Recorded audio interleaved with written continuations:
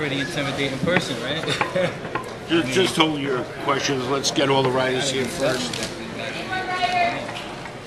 mean, that night I was looking forward to the fight. I honestly was looking forward to going out there and fight. Regardless of what happened, I was looking forward to going to fight. Well, let me just make one comment, because Richard said something and I like Richard a lot, but it's almost disingenuous, when he said that the sanctioning bodies can't make a fight. Without the belt, Bernard Hopkins is just an old fighter fighting. With the belt, he's an old fighter and the oldest fighter in the history of boxing to defend and possibly win a world title. So Bernard Hopkins is in this ring because that belt is up. And that's why he took this fight. No other reason. Not for the money, not for fame, not for glory, but for the belt that will bring him the fame and glory. Otherwise, he would not face Chad Dawson. Now you guys can ask your questions. Chad, how many times have you watched the replay of that? 20 times, maybe. Just watching it over and over again. Because, you know, it was to the point where it was like, people were saying that I pulled an MMA move, I slammed him. Like, I had to watch it so many times because I'm looking at, like, did I really slam him? I know I didn't slam him, but I'm looking at it to see if maybe it looked like I slammed him, but I didn't slam him. All I did was move back and just slide out from the headlock he had me in. But, you know, it happened like that and they called the fight, so it's whatever. But, so you don't think that whatever you did was wrong? No. No, I was defending myself. He was trying to break my back or break my neck. He putting his elbows into my neck. I mean, how long was I supposed to put up with that? For 12 rounds? Was I supposed to do that for 12 rounds and not be able to defend myself? Every time he throws a punch and he misses it, he lunges and jumps on my back. I mean, he would have did it probably 20 more times. 2 more times each round. I'll just say that Jean Pascal, if you look up on the internet, Jean Pascal mentioned that several times. He said that one of the most difficult things of fighting Hopkins was that he ends up on your back and he pushes down and you don't want to go to the canvas, so you hold yourself up and it drains you. You can look it up. That's Gene saying it, not me. So Hopkins has a history of this. Chad has no history of anything like this. If you go back and look at my history, I've never had a point taken away. I never fouled anyone with a rep, not even a low blow. So if you look at the history of me, I've never done anything intentionally to another fighter. I've always fought. I've always been a clean fighter, known as a clean fighter. So I mean, the fans saw how they want to see it anyway. Is it possible though that because of those tactics, and you know he's known for being kind of an expert at gamesmanship, that you got frustrated and reacted out of that frustration? Honestly, it was a move any boxer would do. If you got a guy constantly fouling you the same way, jumping on your back, I mean, the thing to do is to react to it. You're not gonna, if the ref's not gonna warn him for it or give him take a point, you gotta do something yourself to get him off. I had to get him off my back, and the ref wasn't saying nothing. He wasn't stepping in, so I slid back. He had me in the headlock, and I slid back, and I don't know, coordination's messed up or something, but he fell back and supposedly dislocated his shoulder. So how important will the rules meeting be for this fight? Oh, very important. Look, I can answer that because, and Chad will remember this, and Scully, at the rules meeting in California, at the rules meeting, which was at Ripley's Believe It or Not, I said to the referee, I'm concerned about Hopkins' tactics, I'm concerned about his elbows, I'm concerned about him pushing Chad's head and neck down, and his own trainer said, okay, enough, the referee understands you. Let me ask you something. So when you see you gotta speak up. When you see Bernard Hopkins, when you look at him now, face to face, He wouldn't even look at my eyes. The whole time he's been here, we walked by each other, he would not look at me. He looked at the ground. What do you see when you look at him? I see a guy that's trying to hold on to something that's not his anymore. He wants to hold on. Just like Gary said, he's fighting for that belt. He's not fighting because Bernard Hopkins holding on to something that he needs to let go. It's like Michael Jordan when he retired and came back. Even though Bernard never retired, he never came back. But it comes to a point where these young guys they're gonna overtake you. There's gonna come a point where guys are gonna be too big and too strong for him. This is that point right here. This is the case right here. You believe you're too I believe I'm too big and too strong. And you see it that night. He saw it that night. You have not. If you watched the last fight, did you see Bernard try to make any initiative to fight me? I pushed the fight. I backed him up. I tried to make him fight. He didn't want to fight. Well, let me ask you guys a question. Have you ever seen Bernard Hopkins in his history at a press conference not talk? Have you ever seen him in his history not go face to face? What is he gonna say? When we did the face-off at Ripley's, and Chad looked at him and told him he's going to beat his ass, he walked away. He walked away. And look at Hopkins' history. Chad said something about Chad. Chad's never been deducted a point in his whole career. Look at Hopkins always finding a way out of a fight. He's got a history. Chad, even though it only went about 2 rounds, when you go into training camp, can you take anything from what you experienced there? What me and Scully worked on was working. The game plan worked out so good that night because everything he told me Bernard was gonna do, everything we knew he was gonna do, he did. He tried. When we opened the bell, within 20 seconds he headbutted me. He threw a right hand and He did it the same way he did Tarver. He threw jab, right hand, top of the head. That's a fact. That's his combination. Jab, right hand, top of the head. He did it. Everything, even though it was only 2 rounds, everything we planned on him doing, he did. Third, fourth round, we were going to pick up the pace. Throw more points. Bernard Hopkins did not make any initiative to engage with me that night. Did anybody notice that? Nobody noticed that. Did anybody notice that? He didn't want to fight. He showed the way his body moved that night. He showed that he didn't want to fight. He didn't want to be in the ring. Maybe that's why he went down so easy. Maybe that's why his shoulder dislocated so easty because the body just didn't want. Have you ever been at a press conference where you didn't have a face-off with a guy? First time for me. Pretty sure it'll be the first time for a lot of fighters. Why you pick the face? Just want to face you? Just want to face you? Pressure, man. He knows what he did. He knows what he did. I can't speak for him, and I don't know I don't know if it's a tactic. But Gary, does he care that he knows what he did? He ended up with the title When the again, decision was right? reversed, Can't speak for him. All right. I can only speak for me and my team. Well, my first reaction was, okay, whatever. Because I knew it was going to happen anyway. After they said they were going to make a big thing about it. I knew it was going to happen. I knew eventually they were going to take the title back and give him back to Bernard. But the best thing that came out of it that I got the rematch. And hopefully this time he'll honor it. He'll come to fight. Get a fan. I will say. Surprised to get a rematch? I believe the whole world is surprised that we're doing a rematch. I don't think anybody was interested in the fight, but the fact that the fight's on the East Coast, I think it'll sell better, and I think people will want to see it. I think we do got a lot of Bernard Hopkins fans on the East Coast, Philadelphia, and I got a lot of fans on the East Coast too, so it should be a good event. You feel good about the fight being in AC? I felt good that the fight was in California. Yeah, for sure. Everybody, by the way, Walter King, everybody here knows why he didn't do the face-off. Because he wasn't hurt.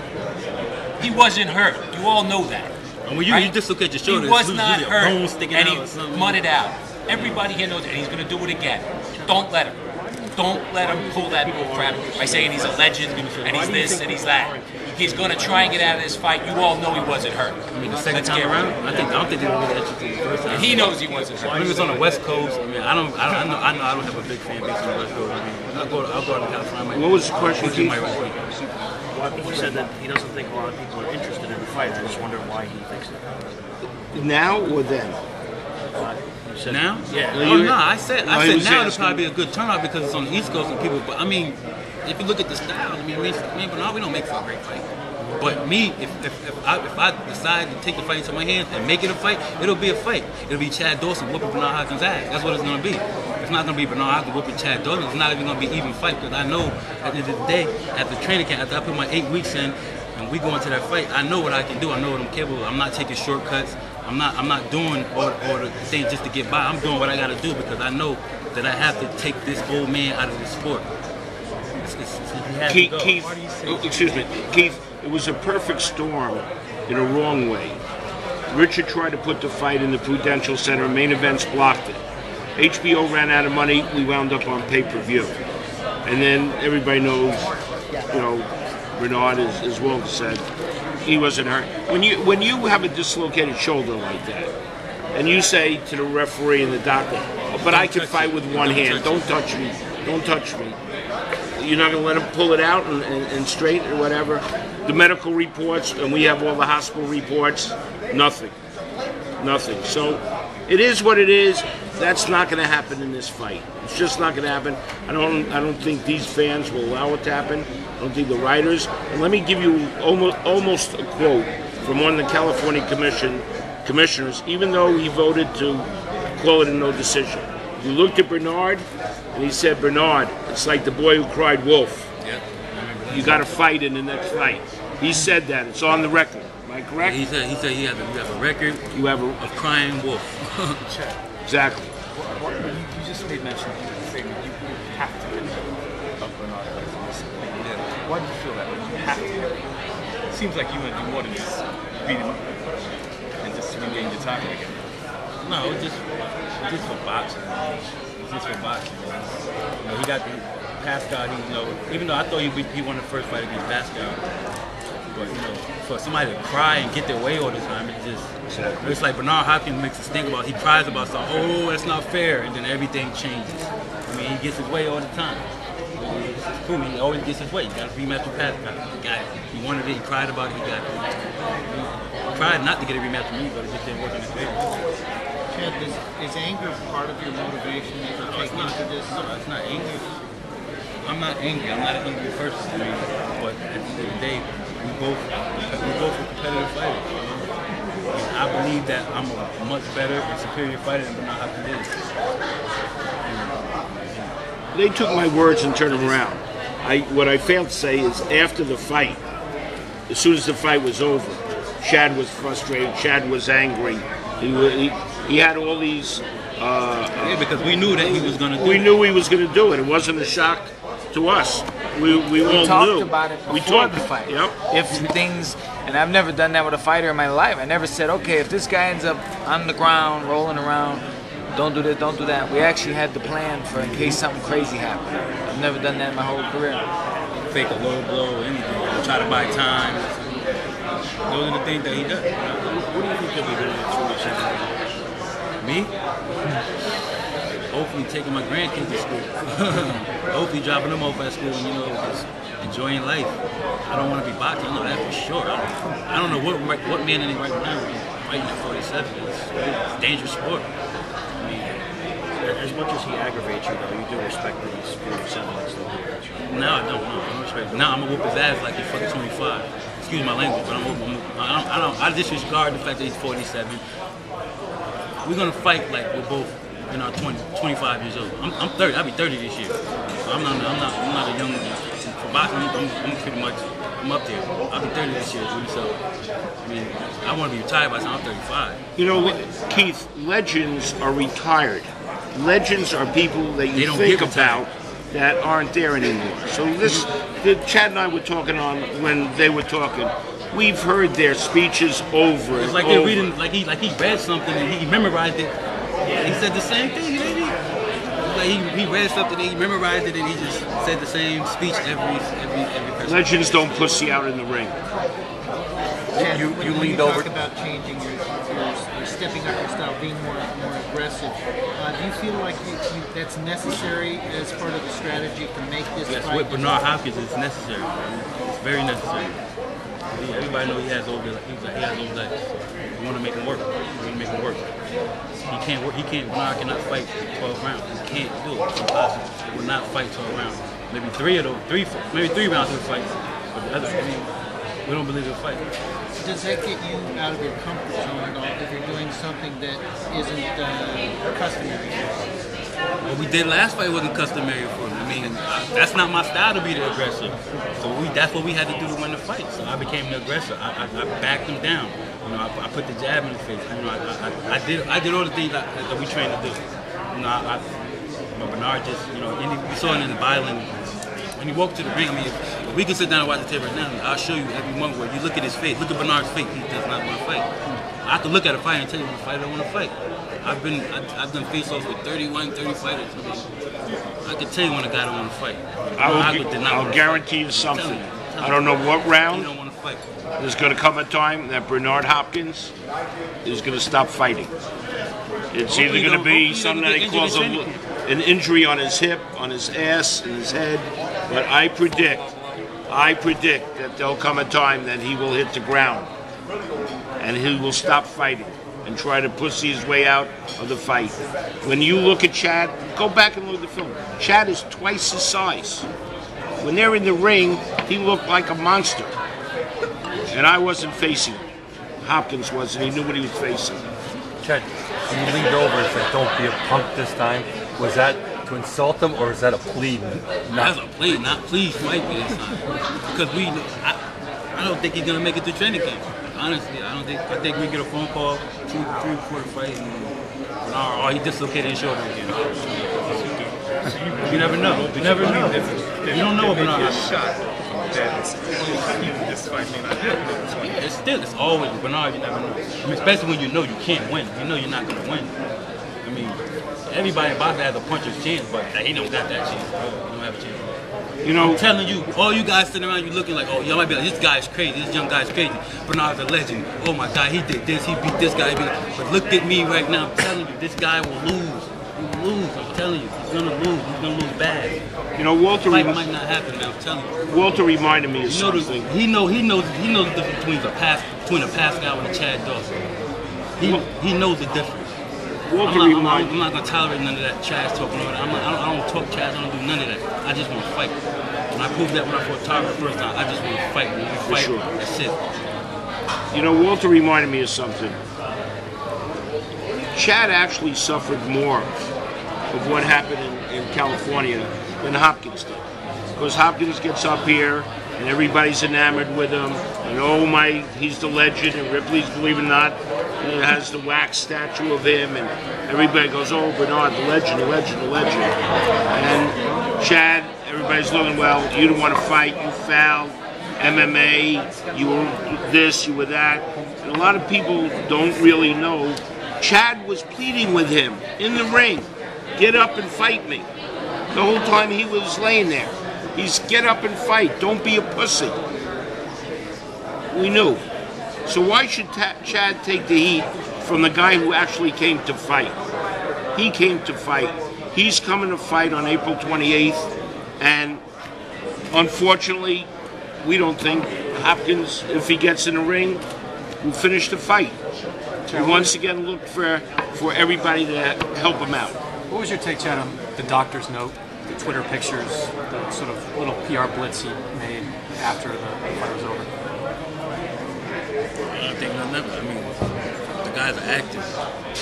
I have to tell you how much of an actor he is right now.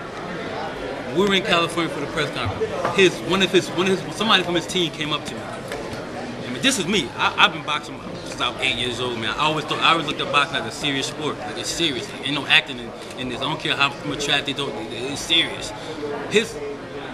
Somebody from his team came up to me and said, "Come on, Chad, man, you got to come out of your character, man. You got to talk. We got to sell this fight. We need to make some money. This might be Bernard's last fight. Come on, we got to make some money." When he came to me and said that, I said, "Oh, hey, is this really what boxing is?" I mean, I never thought. I mean, but it hurts me that I had to learn this way. That this is really what it is. I mean, you want to sell a fight instead of just being serious about it and going out and fight. You want to sell the fight. So I mean, I don't want to go any further into that, but I mean, that's what it is, man. That's what it is, man. They want to act and use scripts and everything. I don't do that, man. I don't do scripts. Gary, I need to ask you something. As a promoter of a main event fighter going up against another fighter going against someone else, you said you didn't receive any medical reports based on Hopkins' injury? No, the medical reports we received didn't say that he had a bad shoulder. It said that he said he can't move it. So it's like the doctor says, raise your hand. He goes, oh, I can't do that. There were no MRIs, no X-rays, no anything. We have those reports that did not show any injury at all. And if you watch the entire tape, there comes a time that once he gets up and he's in the ring, he forgets his shoulder's bad. And I forgot what he did, but he had no problem with the movement. You know, look, whether we can convince you guys or not is one thing. We know. In our hearts, we know. We've been around. I've been in boxing since 1970. He's been fighting since he's 8. I know. I just did a fight recently on a different network when the guy actually dislocated his shoulder. When I tell you he was so pained, the doctor was running after him to grab it. He couldn't even stand still. And Hopkins is laying there going, oh, my shoulder. But I could fight with one hand. Let me ask you another question, Chad. Okay, let's look at the rematch here. And let's say it reaches a point where Bernard fouls, which you pretty much can make that safe assumption that it will happen. Okay? Referee doesn't do anything. No warning. No nothing. What are you playing? I hope we don't have a ref like that. I don't know. I can't. But this is Going boxing. to, We know yeah, that. it's boxing, and it's also Bernard Hopkins. So any little thing you do to him could end the fight. Anything you do, you know, a punch on the belt line that he considered a low blow. He'll go down and take 10 minutes, you know, do whatever he got to do. So you could, like I said, you got to expect it to happen. We know we got to expect things to happen. We got to expect for Bernard Hopkins to do. You can't just train a fighter not to do those things when he's been doing it for 20 fights. You can't train him. Oh, that's gonna be in his head. I believe he can't help it. I believe that the 1-2 and headbutt is a part of his. It's a part of his. It's one of his moves. It's one of his combinations. 1-2 headbutt. I think the New I think Jersey. they hit pads like this. 1-2, 1-2. Seriously, he hit me with that same headbutt 3 times in the first round. But let me ask you this boxing talk, okay? Wait, I think the New Jersey, to answer your question, I think the New Jersey Commission is going to be extremely sensitive to this fight, and the official that they put in to referee will be ultra sensitive to what's going on with the history.